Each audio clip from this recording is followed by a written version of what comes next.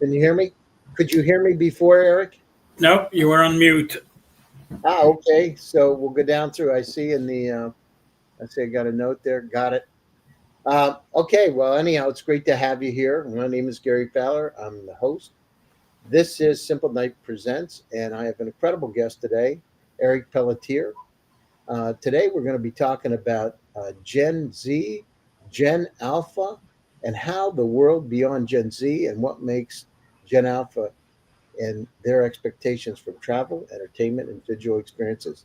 So, Eric has over 40 years shaping strategy at the highest level as a partner at Bain and Company, a senior partner at Oliver Wyman, and advisor to private equity and high growth companies worldwide. Today, his focus is on helping startups define their business models and scale for the future. So, with that, Eric, it's great to be here. Sorry about that. I didn't realize it was on mute. We'll have to edit that.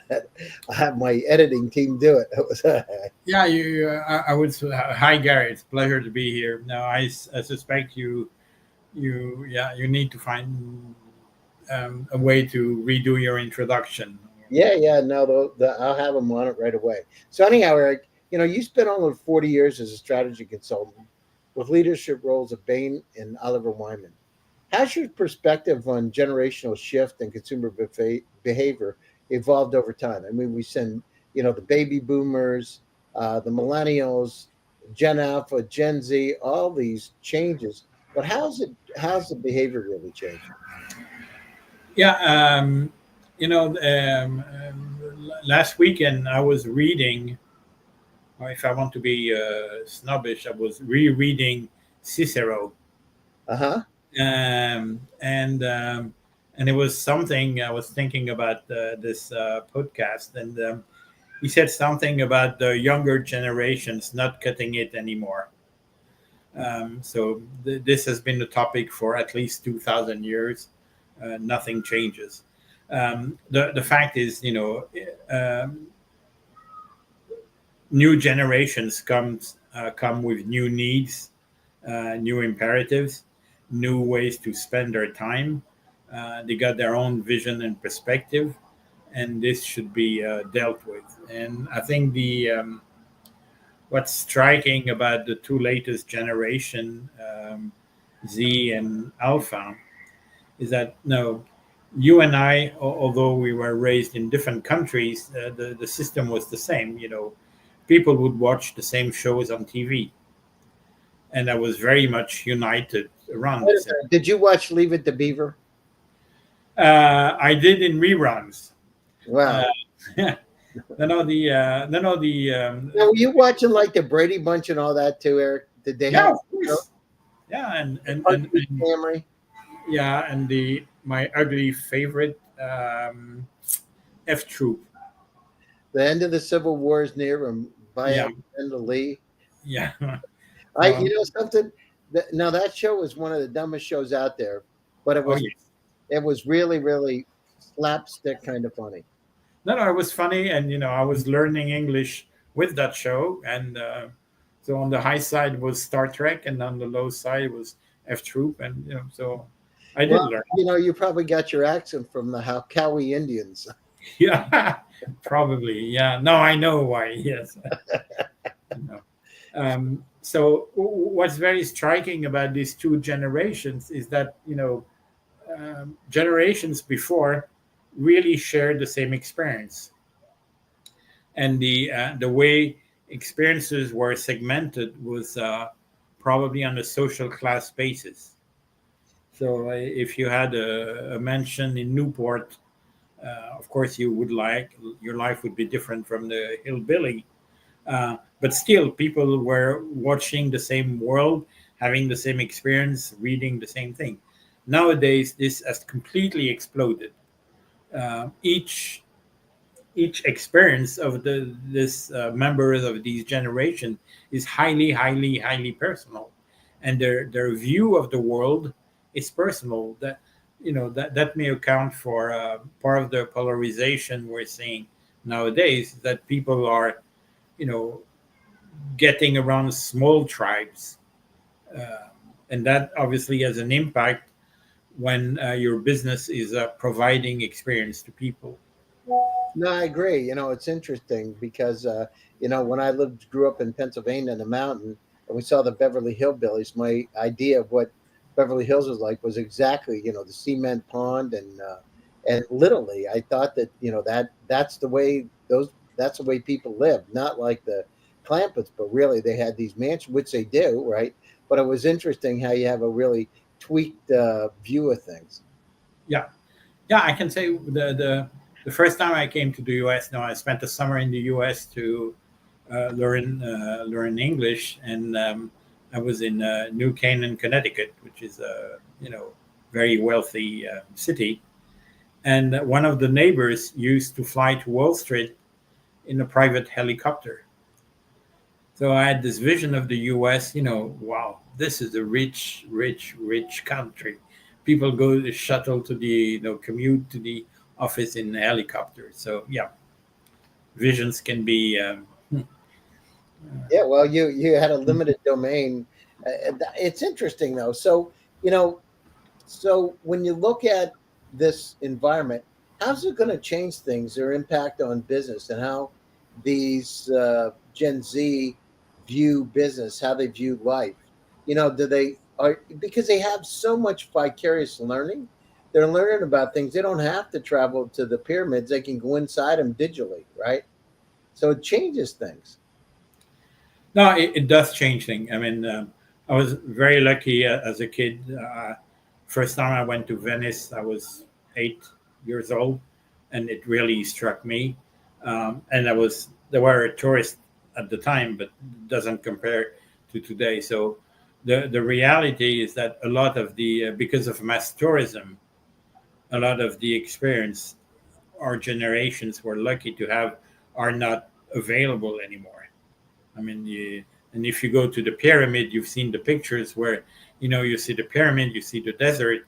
You make a U-turn, and you see, Cairo with 30 million people just next to it. So things have really changed. So what's interesting is that you tend to have that in rich societies, wealthy societies. Um, when people get bored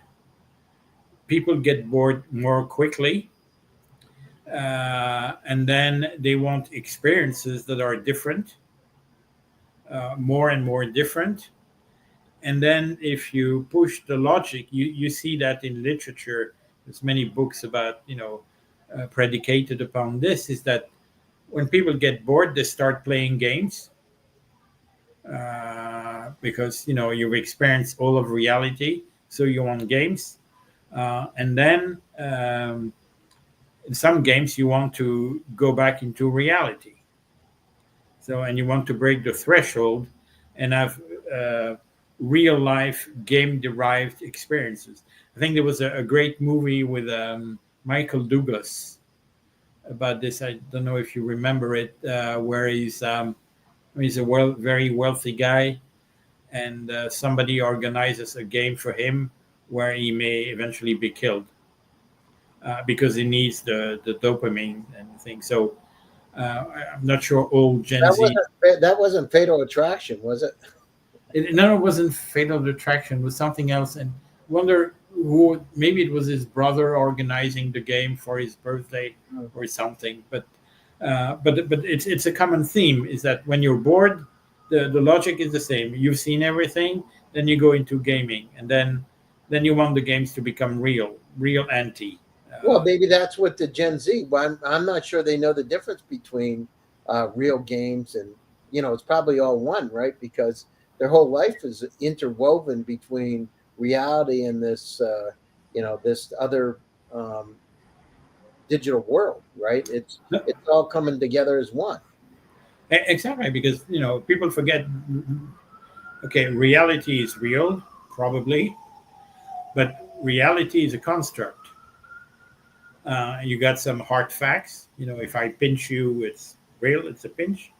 But all the things around that, it's the way you connect all these hard facts together. This is how you construct reality.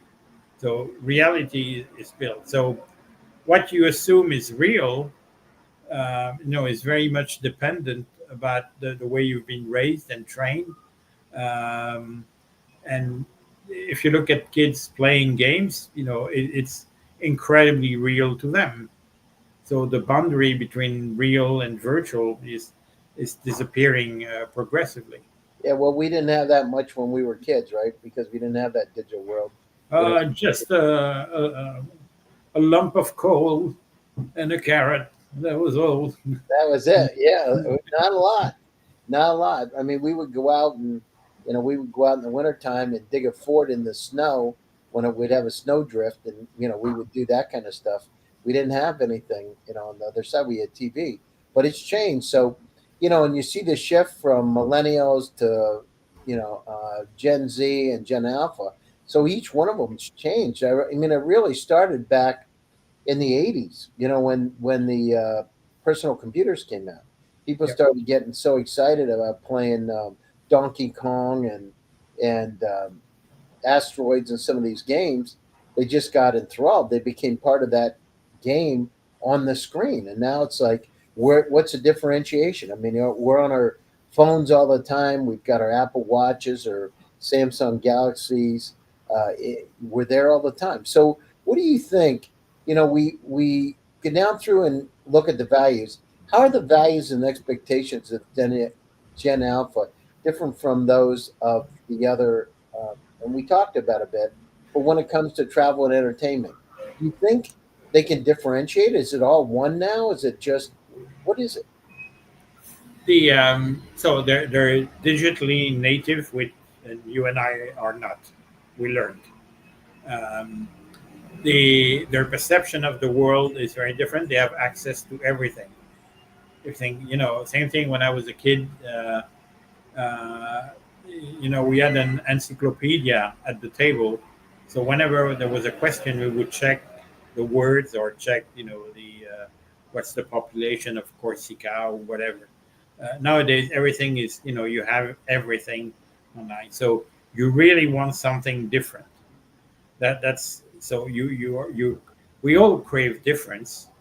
Um, in our world, it's a lot more difficult because everything is available. So making it different is the second thing. Is you want real experience, because I think these generations are beginning to feel, these are kids that haven't gone outside ever. So they lived in a very sheltered environment, and at some stage you realize, no, they want to experience new things. Um, and three, the way, as I mentioned at the beginning, the way that in some ways society is dislocated. Uh, we don't share the same experiences. We don't share the same views. Um, they want to be something highly personalized. So they expect, when they're provided with an experience, that it would match who they actually are and what they actually need. Yeah, no, you're right about it. As a kid growing up, we would play tag and hide and go seek and those things, and everybody was in. And but you're right. Yeah, I think the more you have, the more you want, the more you get bored with things, right? And it's interesting. So, how do you think, or do you think that Gen Alpha will demand more immersive digital experiences like AR, VR, metaverse style travel previews compared to prior generations? Do you think they're going to use the technology? So, for instance, if they're traveling to the south of France, do you think they're going to use the technology to figure out what winery they need to go to, what place, what castles or houses they need to be at ahead of time? And would you think it'll be that we ever just replace the travel experiences with these immersive experiences where you're putting on a headset and you're just traveling through the place, going walking through the city where you're not really there? So it's a very good question. The first thing is, Meta. I think they spent 35, 40 billion in the metaverse, and it yielded nothing. Nothing. And I'm not entirely sure why, but I know one of the reasons is that people were underwhelmed with the experience. Yeah, So well, they're used to having these, high velocity experiences using some of these games and Minecraft and some of these tools. They look real. When we were, when I was younger, not a kid but younger, I was using Flight Simulator, and I thought it was really cool to use this old Apple joystick to yeah, fly this thing around. I mean, now I was looking at it, looks like a real plane. It really looks like you're flying. It's not like it's before. the same technology now. I mean, this is the amazing thing with many technologies merging is that an actual full size flight simulator and a small one, they use the same software. Um, so you can draw two conclusions out of that. One is that people will spend a lot more time in those virtual experiences, Hmm. but I believe people will want to go into they will craving real experience. uh, and so the topic today is actually you can use the virtual experience as a way to sink people into those real experience. Yeah, so you can get some headset, visit a vineyard in south of France, um, and realize you like it, and then you realize, yeah, actually I want to go, because I want to literally taste the wine. I want to smell. I want to feel the heat of the sun. I want reality. So um, the good thing about digital technology, it allows the way to get a much wider exposure to potential real experience.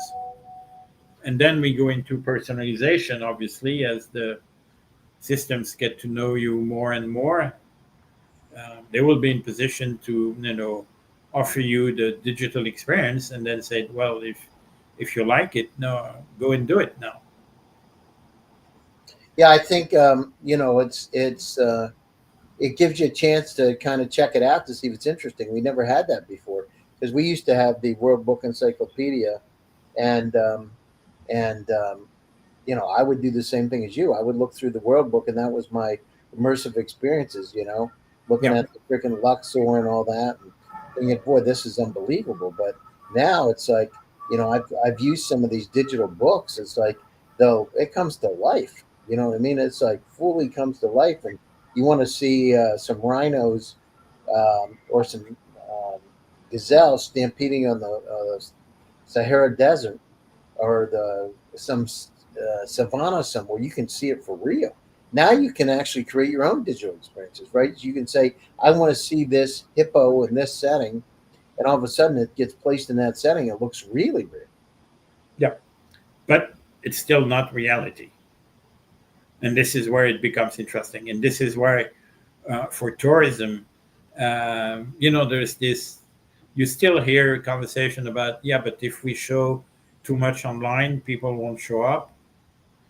Actually, it tends to weigh the other way around. The more you show, the more you get people interested, intrigued, because they know they're missing part of the experience. Well, it's kind of like a test drive of a car. They say, watch the lights go over the curb and they're in. You know what I Yeah, mean? Once the light yeah, goes, and I think it's the same thing.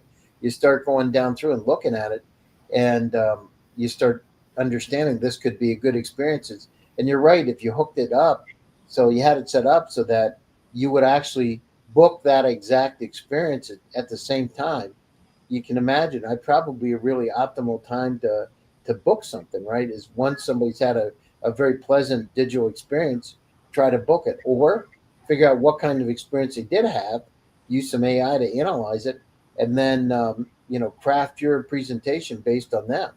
yeah, yeah. Because tourism, you got different factors driving tourism. One is curiosity. I mean, our species is highly, very, very curious.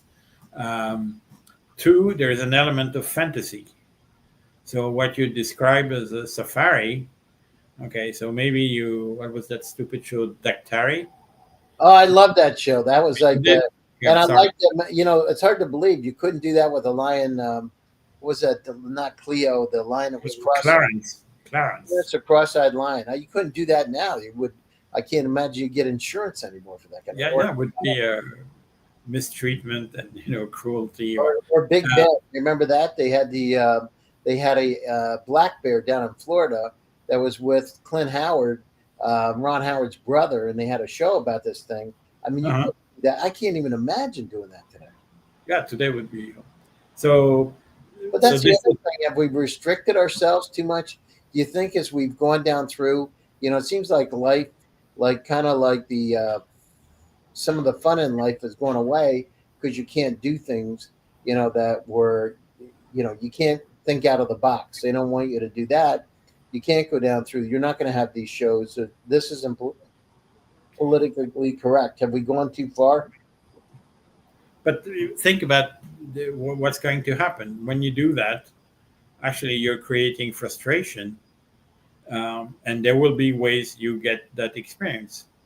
So in our days, you get some fantasy about Africa and safaris and wild beasts and stuff, and so we have that. And so if we're lucky enough to go on a safari, a real one, this is what you want to capture, right? So now you can do that. I mean, a lot more intensively because you get to do a safari, in your sofa, but actually, uh, based on your reaction as you go through it, you can get a real, an actual program designed around you. Yeah, I think it's amazing. I mean, these kids have so much in front of them, right? How do you think, looking ahead, Eric, how might the Gen Alpha redefine the meaning of luxury or adventure and travel? How would you go down through, or let's say, hyper personalized experiences? What is it, a different bar than when it was when we were kids? Is it a different, is it the same, or is it different? What do you think? I tend to believe things are always the same, but with changes depending on the state of society and the state of technology. I think what's happening in luxury good is very interesting. So now you got these three huge companies: LVMH, Kering, and Hermes. And now you see LVMH is really expanding massively, and they're creating I forgot the name, but the accessible luxury, Yeah, which but a lot of the brands are doing that too. That's very interesting. Movato's doing it. Omega did it with their, they came up. Honestly, when I went over to Thailand, I saw one of these cheap Omega watches. I thought it was fake, but it wasn't. It was only a few $100, and it looked nice actually. It was plastic, but it looked nice. And I think there's some diluting the brand too when you start doing stuff like that. You yeah, got an $8 or $10,000 Omega, which I have a few here, and you start seeing these $300 watches that are plastic with the same name on them all over the place. You yeah, start thinking to yourself, well, what? Maybe my watch really isn't worth that much money. If they yeah, can go one for that cheap, yeah, for $300 or $400, I can get something that's like a Seiko. You know, yeah. And you're right. They're diluting the brands. They're essentially killing their future because at some stage people will wake up and said, luxury is about exclusivity, and exclusivity means few people get it. yeah, but I think that happens with a lot of these brands. Don't like Pierre Cardin. Remember, Yeah, they used to be really big, and then all of a sudden, you start seeing them at the wholesalers, the Sam's Clubs of the world, or Costco. So, don't you think we go through a stage where everything becomes really exclusive, like Gucci was, right? I remember when Gucci watches when I was a kid. I got one of, not kid, 20. I got one of those watches, and they weren't cheap in those days. And then they started doing a lot of stuff more mass, and all of a sudden, you've got these watches that are beautiful that don't cost as much, right? It's crazy actually, and yet you have a pocketbook that could be 4 or 5 or $10,000. So yeah. it's the I think the accessibility is right, and I think but is that what they want? These Gen Zs want? Do they want the accessibility? Is that what it is, or what did I mean? Because you don't seem to like they like to travel. I will say that. So once that or go with their parents or travel, have a option to travel on their own, they're doing it. You know what I mean? They're leaving college and taking backpack trips more so than we used to do. But you're beginning to see that. Is the friends in tourism told me that uh, when you I know my sister does that in Antibes with the tourism bureau in Antibes, is that they actually have places they know these are great Instagrammable places. Okay, so their marketing play is spots as an Insta spot because lots Wow. of people. Okay, so the kids or the younger generations, they want to go there and they want to have a picture of them.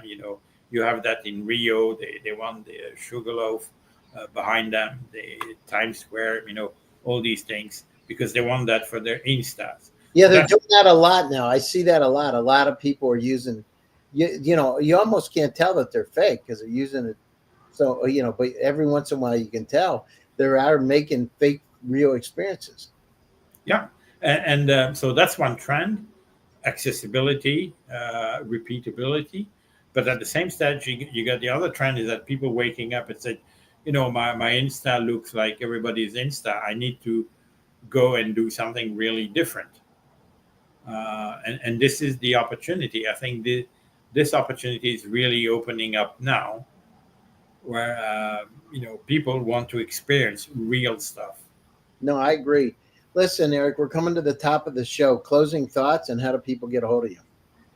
Yeah, it was great to revisit some shows from our youth, Yeah. rather unexpected. Uh, no, I think to me the cycle is always the same. When a society gets rich, people get bored because they got all the material stuff, so they have to go into the immaterial stuff.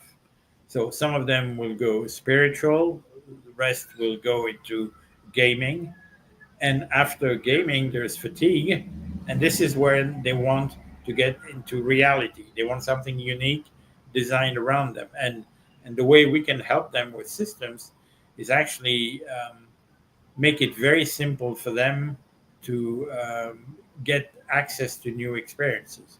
So these are actually in terms of tourism, combined with the disruption driven by mass tourism, these are very exciting times. No, I think so too. And how do people get a hold of you? So the Eric.Pelletier at gsdvs.com. Absolutely. I'm part of your marvelous solar system. So No, delighted. it's great to have you here. And thanks to all my audience for joining one more time. A Simple Nights presents. My name is Gary Fowler, and I'm your host. Stay happy, stay safe, and stay healthy. And we'll be back again soon with another exciting edition. Thanks, everybody, and thanks, Eric. Thank you.